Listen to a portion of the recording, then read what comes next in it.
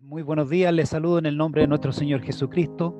Me ha correspondido comenzar una segunda columna que todos hemos visto que ya en los meses anteriores empezamos con la oración. En el mes de marzo fue en base a la fe y ahora nos vamos a algo extraordinario que es la palabra del Señor. Y para eso les quiero invitar, por favor, si ustedes me pueden acompañar, a que vayamos a un texto bíblico bastante especial que queda en Isaías, capítulo 40, versos 6 al 8. Yo lo voy a dar lectura en Nueva Traducción Viviente. Por favor, para que usted busque, revise, vea su Biblia, su celular. Isaías 40, del 6 al 8. ¿Estamos listos? Bien. Vamos a leer entonces. Dice, una voz dijo, grita. Y yo pregunté, ¿qué debo gritar? Grita que los seres humanos son como la hierba. Su belleza se desvanece tan rápido como las flores en un campo. La hierba se seca y las flores se marchitan bajo el aliento del Señor. Y así sucede también con los seres humanos. La hierba se seca y las flores se marchitan, pero la palabra de nuestro Dios permanece para siempre. La hierba se seca, las flores se marchitan, pero la palabra de nuestro Dios permanece para siempre.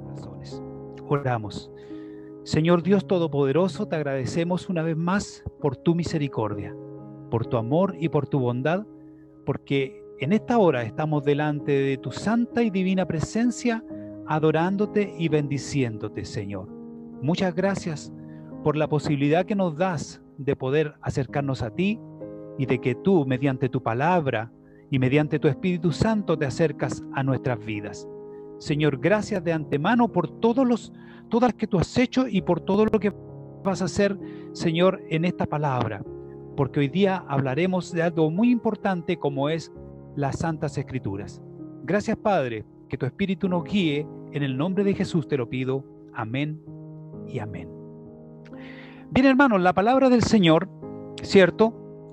Es muy importante, ha sido importante en todos los tiempos.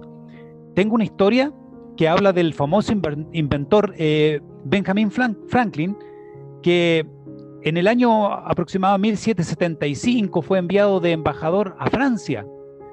Y cuando estaba en Francia, los literatos, que eran muchos literatos ateos, quisieron ingresarlo en su grupo para que pudiera este señor, que como diplomático y literato también, pudiera ser parte de ello. Lo invitaron a una de sus reuniones, en la cual le hicieron que leyera algo literario de parte de él, y él tradujo la historia de Rus y Vos al francés y le dio lectura, a lo cual al terminar la lectura, el público, los literatos ateos que estaban ahí reunidos, se pararon y empezaron a aplaudir a Franklin porque habían escuchado una historia maravillosa.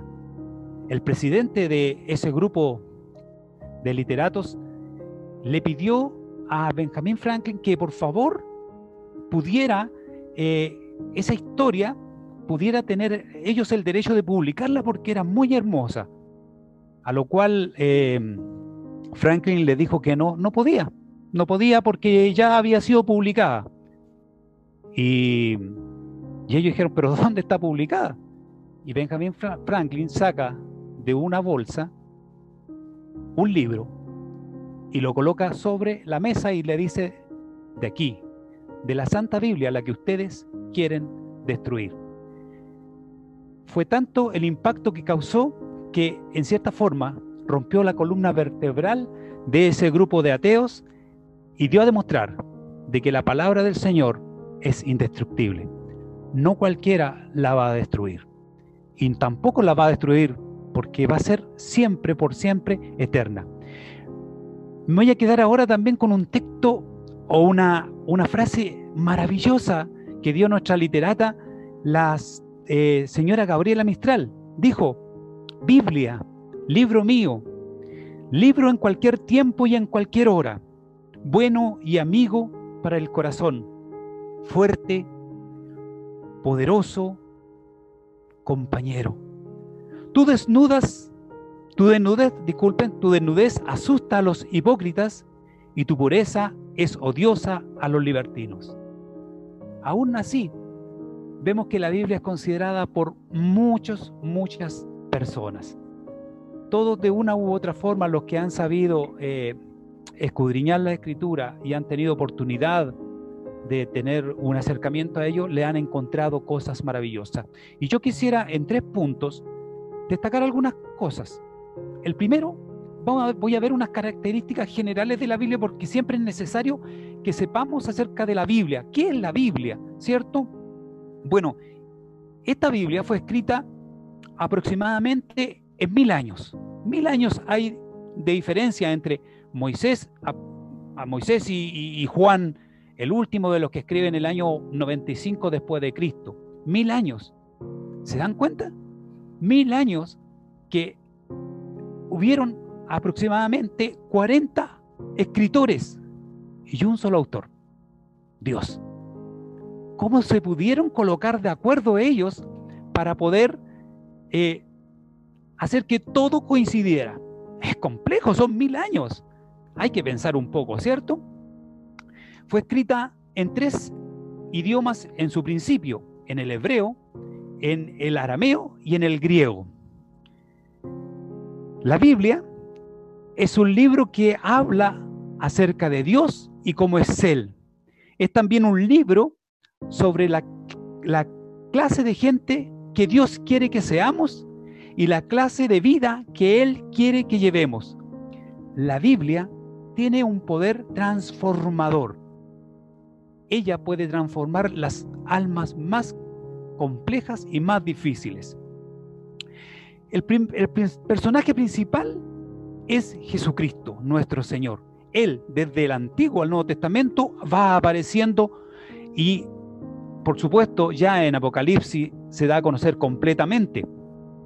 Lo increíble es que se han escrito cientos de libros acerca de Jesucristo, miles probablemente de libros, y lo interesante es que Él no escribió ninguno.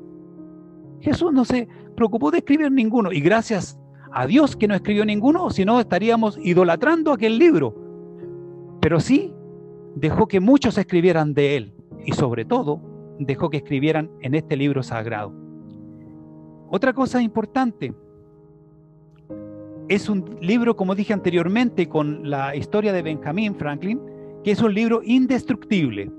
En Jeremías capítulo 36, del versículo 27 al 29, dice de la siguiente manera: después de que el rey quemó el rollo en el que Baruch había escrito las palabras de Jeremías, el Señor le dio a Jeremías otro mensaje. Le dijo: toma otro rollo y escribe de nuevo tal como lo hiciste en el rollo que quemó el rey Joacim. Fíjense que el Señor está preocupado de todo. Hizo de que este rey, que se vio con una profecía que no le gustó, que era de que Judá iba a ser cautivo, mandó a quemar el rollo. Pero Dios volvió a hacer otro rollo, otra escritura. Y así ha continuado por los tiempos. Siempre el hombre ha tratado de destruirlo y Dios va tomando los medios para que siempre siga viva la palabra de Él. Otra cosa, es infinita. Primera de Pedro 1:25 dice: pero la palabra del Señor permanece para siempre. Y esta palabra es el mensaje de la buena noticia que se les ha predicado. Es para siempre y más encima es una buena noticia para todos nosotros, para el que no cree y para el que cree. En ella encontramos consuelo.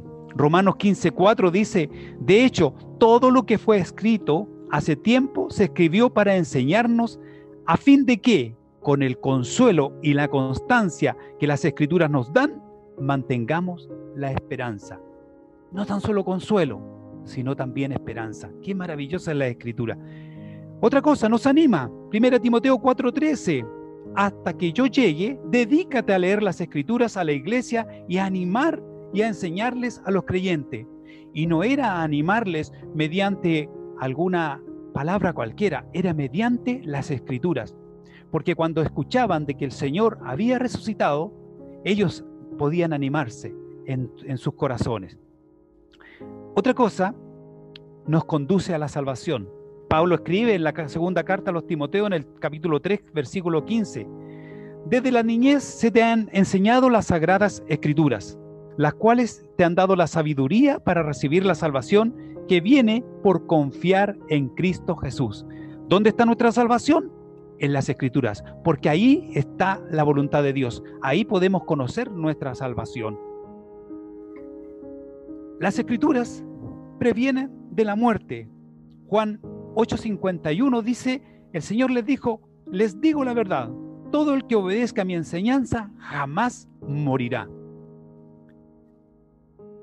También les dice que entrega la vida eterna. Juan 5:24, el Señor les dice, les digo la verdad, todos los que escuchan mi mensaje y creen en Dios, quien me envió, tiene vida eterna. Nunca serán condenados por sus pecados, pues ya han pasado de la muerte a la vida. Qué increíble, ¿ve? Son algunas características, por supuesto. Otra característica, la palabra no pierde su valor en el tiempo. Fíjense que hay un texto bíblico que en el año 600 antes del Señor, el profeta Habacuc lo dio a conocer y dijo, el justo por la fe vivirá. En el año 56 después de Cristo, Pablo lo da a conocer también y dice, el justo por la fe vivirá. En el año 1500, Lutero lee este texto y puede haber una división que inicia con el protestantismo, porque el justo por la fe vivirá.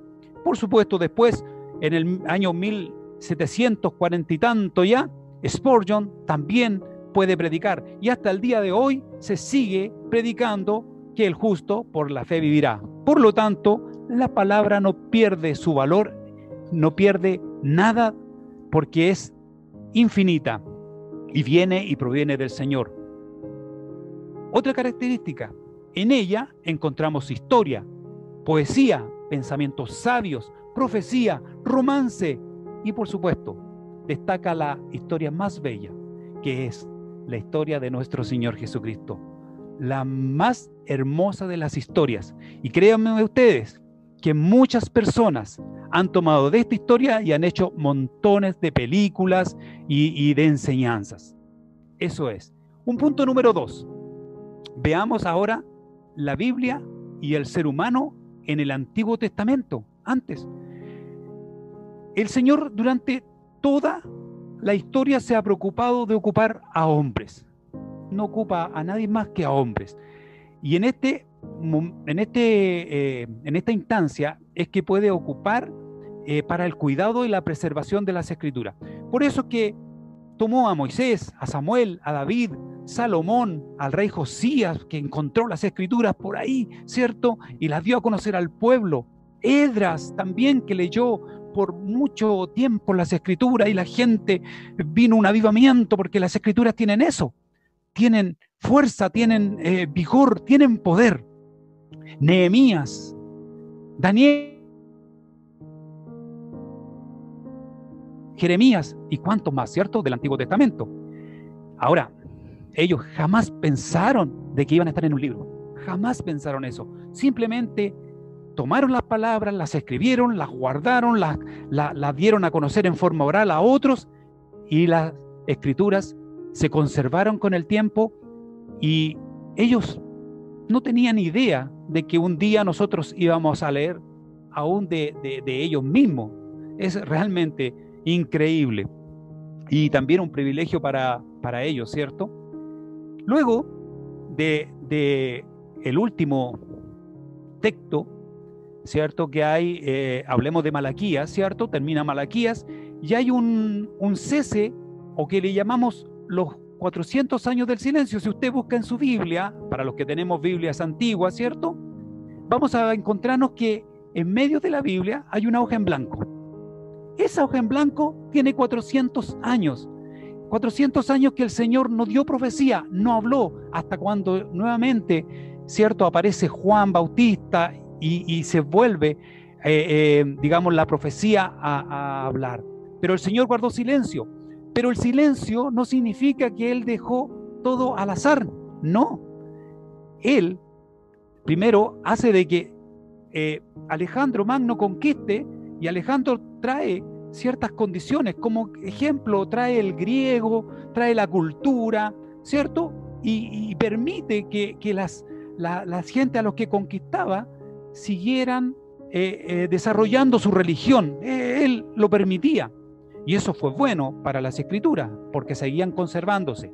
Luego, que muere Alejandro, ¿cierto?, se dividen en 4 generales. Los más prominentes fueron los Ptolomeos y los Antíocos, o Epífanes en este caso. Y los Ptolomeos, en cierta época, ellos hacen de que vengan a su lugar donde estaban residiendo 70 rabinos para traducir las escrituras del hebreo al griego. Y de ahí nace la versión de los 70, o la Septuaginta, que es interesante. Dios empieza a tomar ahora otros medios. Ya no toma a estos hombres, ¿cierto?, que los vimos en el Antiguo Testamento, sino que empieza a tomar otros diferentes hombres.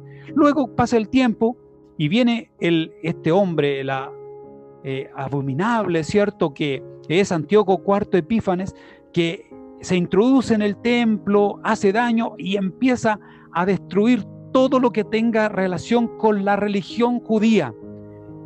Dentro de eso, por supuesto, las escrituras. Él no las permitía. No obstante a eso, ¿qué pasó? Que aparecieron grupos que fueron conservando estos escritos, los fueron guardando, y de ahí probablemente nacen los esenios, que se van a las cuevas y se esconden y viven una vida diferente a la vida común, pero ahí se van cobijando las escrituras. Aparece Matatías, aparecen los macabeos, y ellos vuelven a controlar en cierta forma todo el sistema dentro de esos 400 años, hasta que por supuesto llega la época del Imperio Romano y aparece nuestro Señor Jesucristo. Tercer punto, la Biblia y el ser humano en el Nuevo Testamento y hasta nuestros días. Veamos, miren, fíjense que aquí hay escritores que son sensacionales y que nosotros a veces los miramos y decimos, Lucas. Pero Lucas es un historiador brillante. Él escribe un evangelio y escribe hechos de los apóstoles, donde él recaba información de diferentes fuentes para poder colocarlas en un escrito que se lo envía probablemente a un hombre llamado Teófilo. Él escribe y trata de ser lo más, un historiador perfecto. Empieza a escribir y lo entrega a esto. Y eso se guarda y es lo que hoy día tenemos. Gracias a Dios tenemos a Lucas. Mateo escribe de la óptica, ¿cierto?, del judío y hace un libro maravilloso. Marcos no estuvo con el Señor Jesucristo, pero sí estuvo con Pedro, estuvo con Pablo y también hace un evangelio. ¿Para qué decir, cierto, a Juan, que es el que estuvo hasta el final con el Señor, ese pequeño, ese joven? Pablo, tantas cartas. Pablo andaba preocupado, me recuerdo en una parte de uno de las epístolas donde le dice que por favor le traigan la capa y los pergaminos, especialmente los pergaminos. ¿Qué tendrían esos pergaminos de importante para Pablo? Pedro también, Judas, Santiago, etcétera, ¿cuántos? Pero ¿saben qué? Esto no termina ahí, sino terminó en el año 95, en el año 100, esto continúa. Y quiero, por favor, que tengan paciencia y voy a ir destacando algunas cosas. Como ejemplo, siglo IV, Jerónimo traduce los escritos al latín. En el 1287 se traduce al catalán las escrituras patrocinadas por Alfonso III. En el 1382, John Wycliffe traduce la Vulgata latina al inglés. En 1534, Martín Lutero al alemán. En 1543, Francisco de Encinas tradujo el Nuevo Testamento al castellano. En 1569, Casiodoro de Reina tradujo la Biblia completa al castellano. En 1602, Cipriano de Valera realizó revisiones de esta escritura. En 1804, se fundan las Sociedades Bíblicas Británicas, que traduce a otros idiomas las escrituras. Durante la Segunda Guerra Mundial, la Sociedad de Traductores Bíblicos Wycliffe traduce las escrituras a lenguas tribales de muchas tribus minoritarias. Como podemos ver, la Biblia es una de las obras más difundidas en la historia de la literatura. ¿Saben qué? Se ha traducido a más de 2.500 idiomas. Y aún aquí a nuestro país llegó en el Mapudungún, que también el Nuevo Testamento fue traducido a este idioma, ¿cierto?, araucano. La Biblia, uno dice cómo han querido destruirla.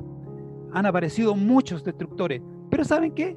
Dios se preocupó de ellos y mandó la arqueología, una de las ciencias, ¿cierto? Porque muchos dicen que la ciencia no va con la Biblia. Sí, la arqueología es una de las ciencias para descubrir el pasado. Y uno de los hechos interesantes, en 1947, unos beduinos comunes y silvestres que caminaban por los cerros con sus cabras, descubren unos jarrones con escritos. Eran escritos que le llaman los manuscritos del Mar Muerto del año 250 a.C. hasta el 66 después de Cristo. Dicen que fue escrito por los esenios. Y ahí se guardó la escritura. Lo increíble es que esta escritura que fue encontrada no dista mucho de la que hoy día nosotros tenemos.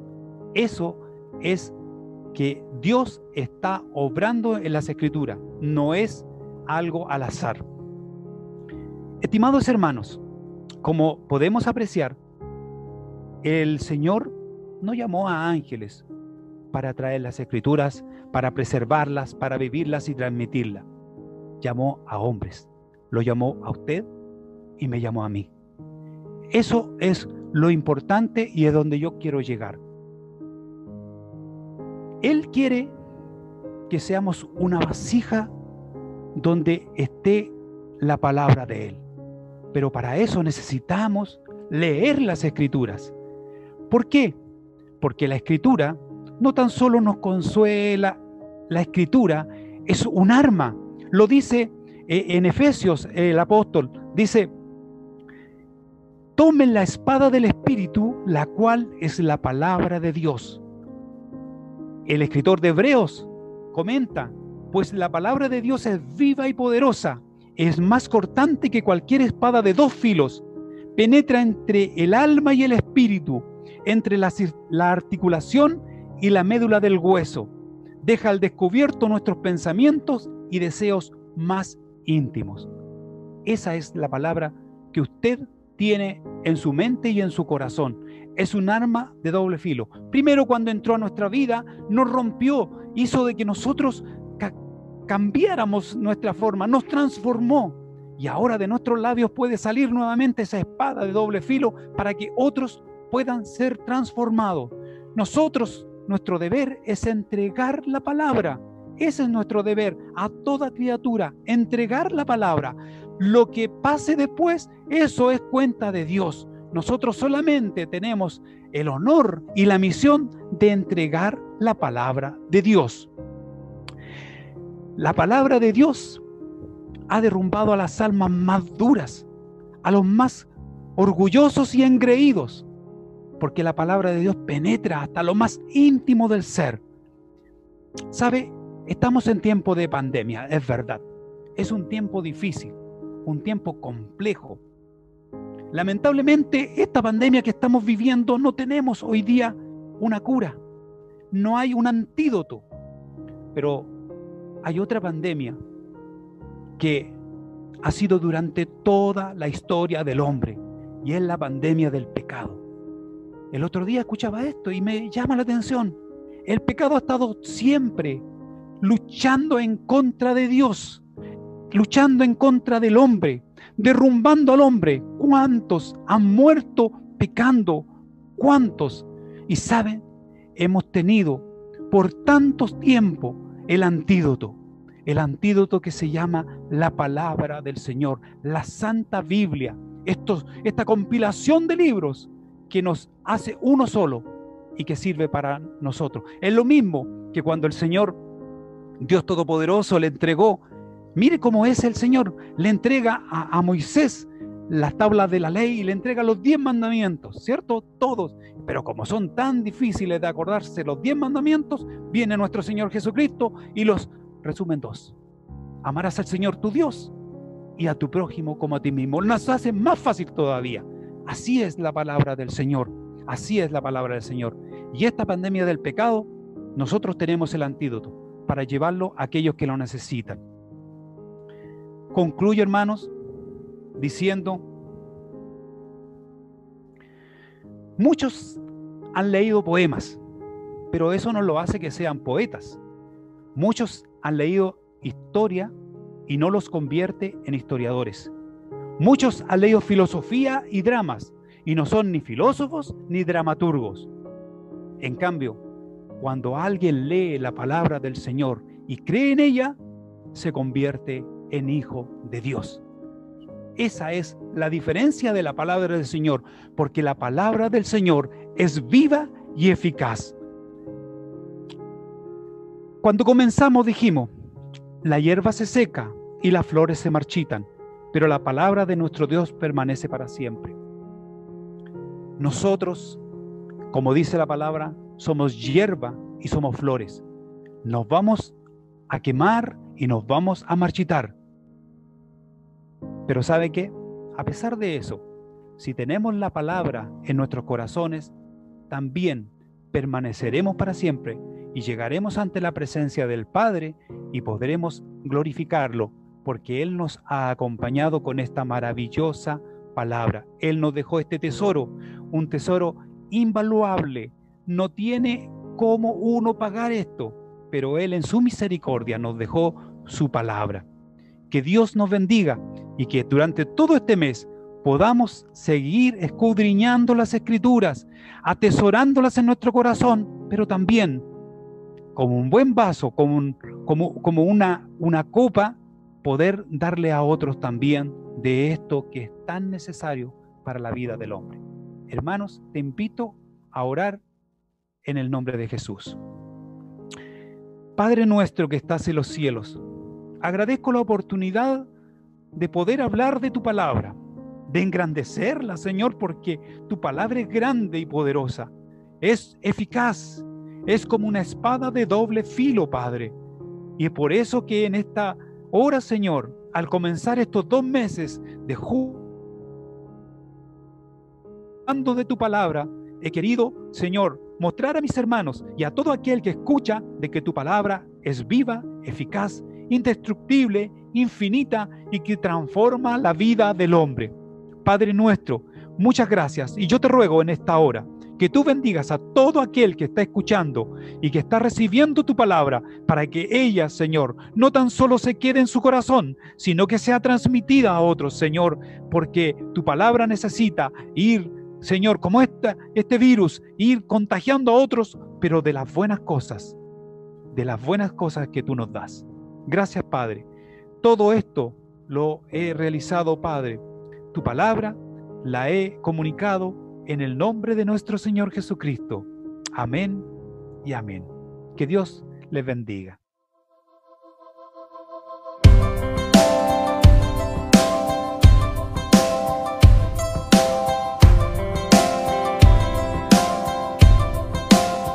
Quiero oír tu voz sobre todas las voces, sobre las distracciones que hay en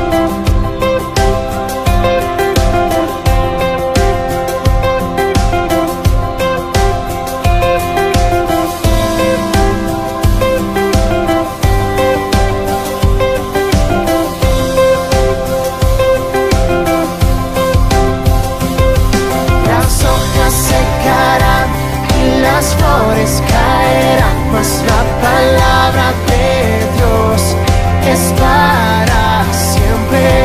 Las hojas secarán y las flores caerán, mas la palabra de Dios es para siempre. Tu palabra, vida abundante, tu palabra nunca fallará. Cielo y tierra pasarán, mas tu palabra permanecerá. Tu palabra,